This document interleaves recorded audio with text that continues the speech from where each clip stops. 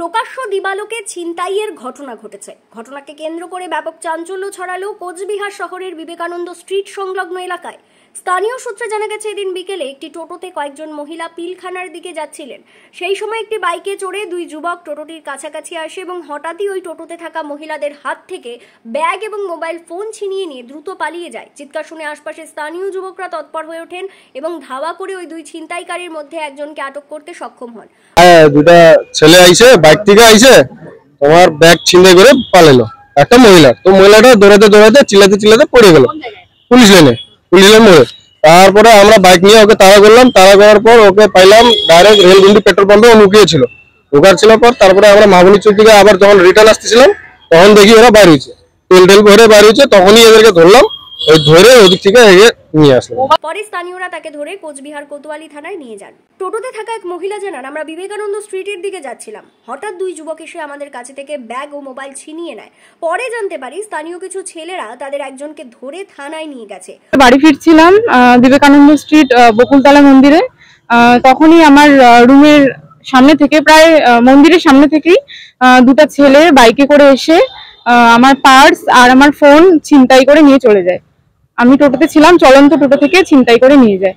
তারপর টোটো থেকে কিছুক্ষণ ফলো করার পর ওদের পাওয়া যায় না। আমি সঙ্গে সঙ্গে থানায় আসি। থানায় এসে থানা থেকে আমাকে সিসিটিভি ফুটেজ দেখানোর জন্য নিয়ে যায়।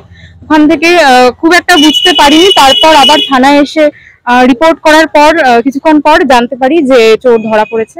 কতজন ছিল তারা? দুজন ছিল। দেখেছিলেন? হ্যাঁ, আমার হাত থেকে ছিনতাই করে নিয়ে গেছে। তারাই কি যেই দুজন ছিল তাদের মধ্যে কি একজনকে নিয়ে আসা হয়েছে? হ্যাঁ, আমি ফটো দেখে আমি বুঝতে পেরেছি। আমার ফোন, ওয়ালেট কিছুই পাইনি। আমার নাম অস্মিতা রায়। ডকুমেন্টস ছিল Aadhaar card, voter photo, job card, ডাক্তারি ফার্মেসি প্রেসক্রিপশন ছিল, ওষুধ ছিল, 100 টাকা ছিল। আমি টোটোর মধ্যে বসছি, এরকম থাবা দিয়ে আসিয়া পিছন দিয়ে নিয়ে নিল। আমি অল্পের জন্য পড়ে যেতাম, ঝোঁকটা আমার পাশে একজন ছিল, ও টাইনে ধরছে।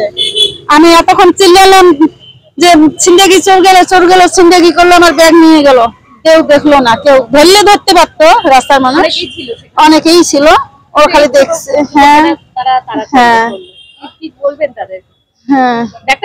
না, পাওয়া যায় না, এখন তো চোর ধরছে। হ্যাঁ, সেই ছিল। দুইজন ছিল বাইকের মধ্যে, কিন্তু গতটা চিনি নেই। দুইজন ছিল কালা গেঞ্জি, লাল গেঞ্জি। অভিযোগ পেয়ে পুলিশ ঘটনার তদন্ত শুরু করেছে। আটক যুবককে জিজ্ঞাসাবাদ করা হচ্ছে বলে থানা সূত্রে জানা গেছে। পুলিশের পক্ষ থেকে জানানো হয়েছে, পলাতক অপর অভিযুক্তকে গ্রেপ্তারের চেষ্টা চলছে। Bureau news, ABN 24/7, Cooch Behar.